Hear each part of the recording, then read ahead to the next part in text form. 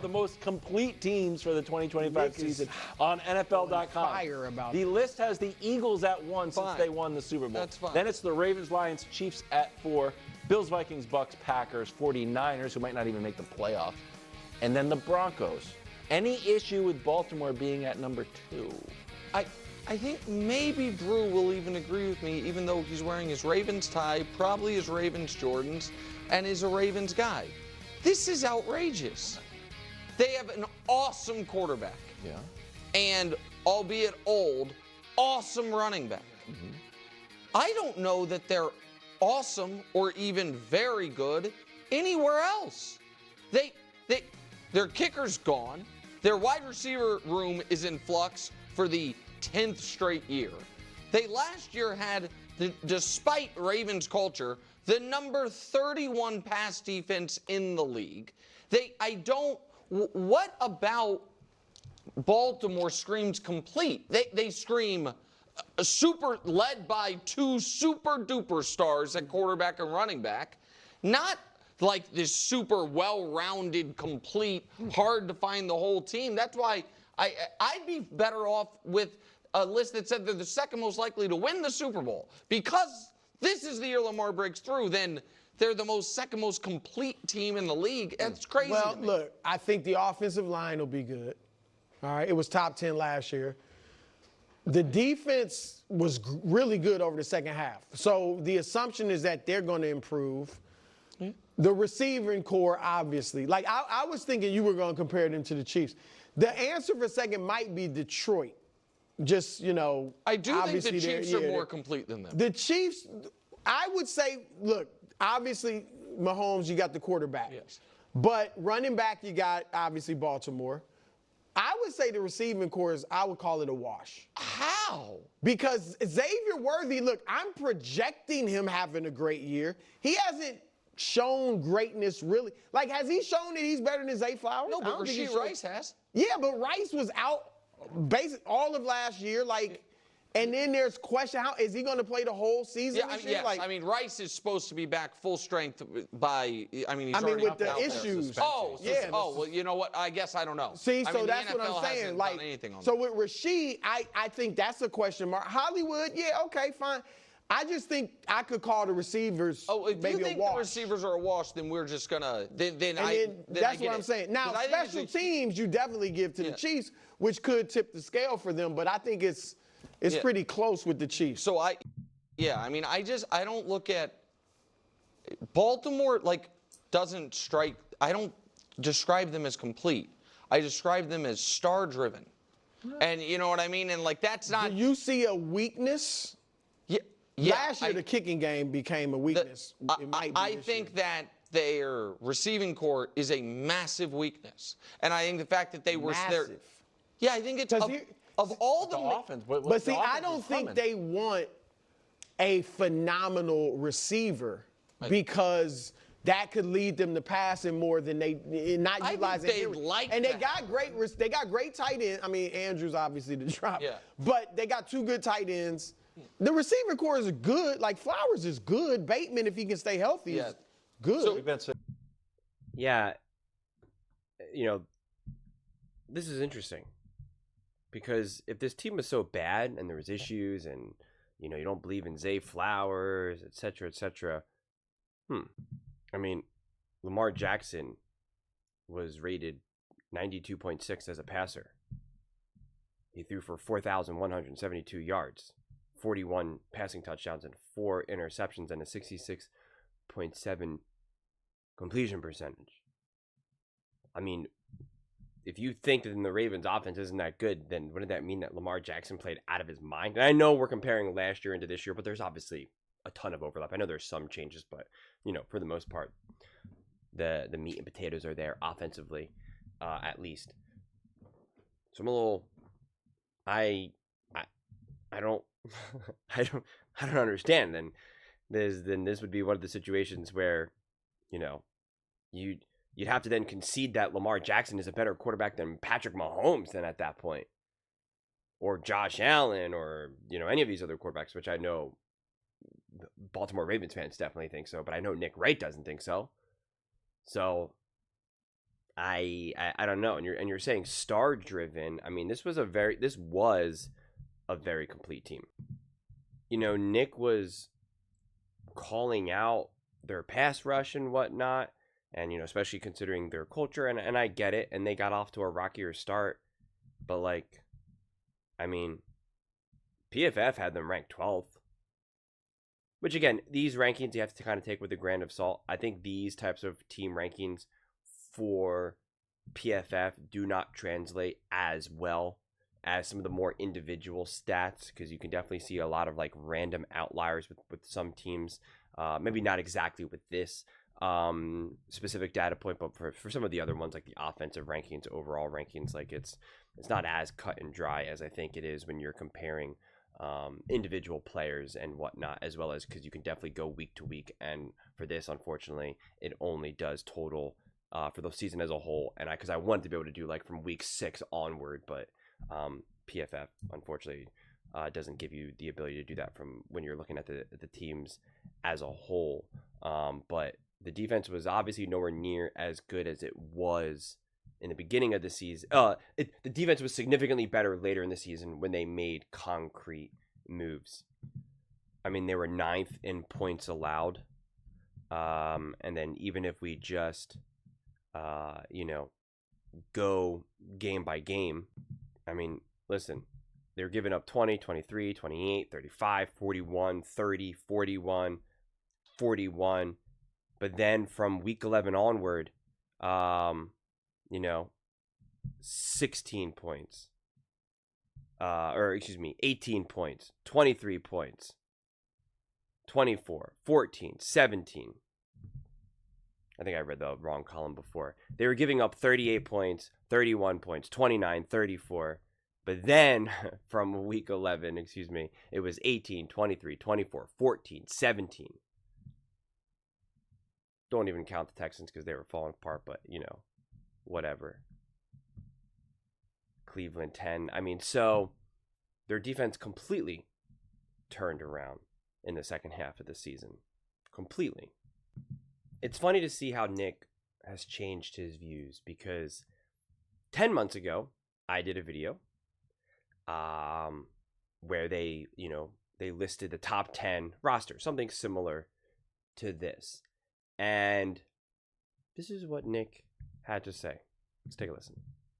Because I'm going to pick the one who the first name listed is Patrick Mahomes, and the second name listed is Chris Jones, and then Travis Kelce, and then whomever else. If the goal is to win championships, and it's the best roster, is Patrick Mahomes' name on the roster? So he's included. So I think the Chiefs have the best roster. And the evidence I would present is the last 2 years' playoffs and regular seasons and Super Bowls and all of it. They clearly have the best roster. And if you are trying to pick the best roster and you are presented with the option to take the one with Patrick Mahomes, that's the 2-time defending Super Bowl champions, and you're like, no, I'll take a different one, you're wrong and a dope.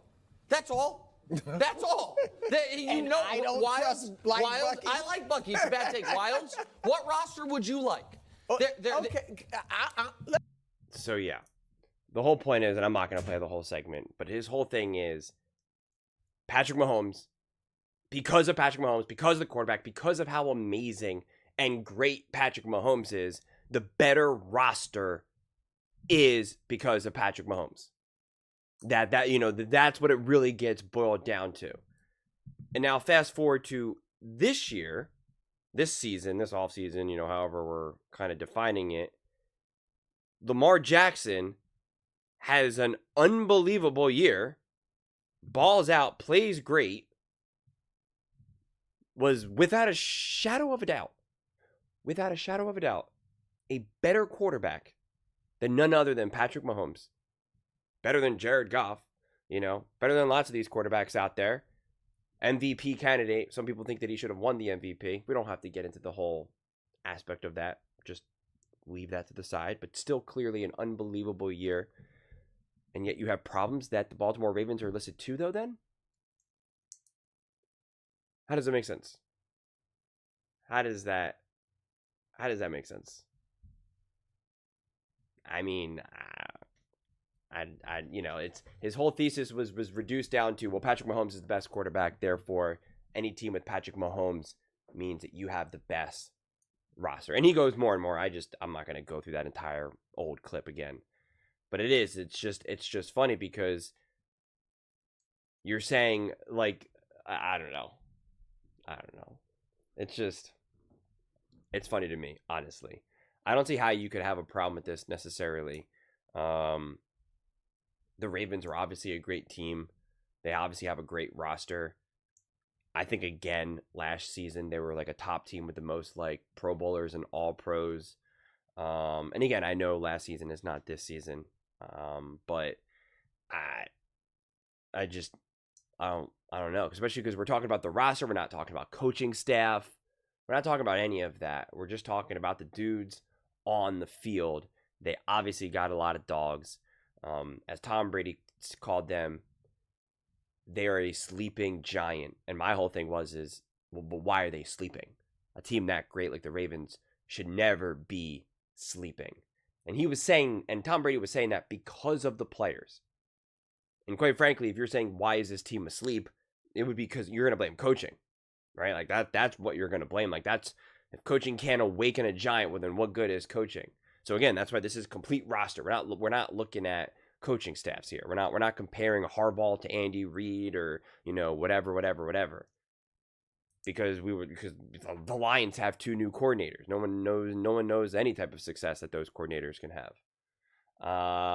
So yeah, I don't know. It's just funny to see someone change the way they logically reach a conclusion based on what they want the outcome to be, rather than just being consistent with that logic.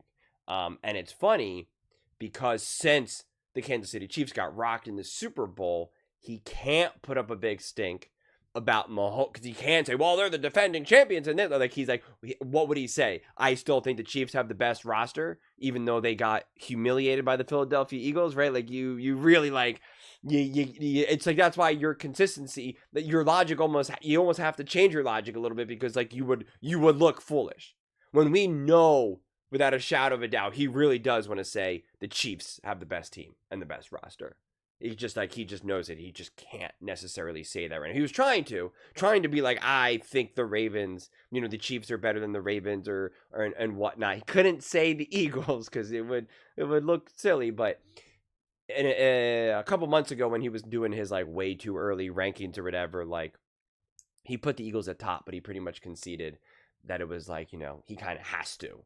But we know he still believes that the Chiefs have the best roster, most complete roster, and a lot of that is going to come down to Patrick Mahomes. And I just ask you, if someone like Lamar Jackson is clearly playing better than Patrick Mahomes, where does that leave you? I mean, listen, we're not talking about it through the lens of like, who do you think is going to win the Super Bowl?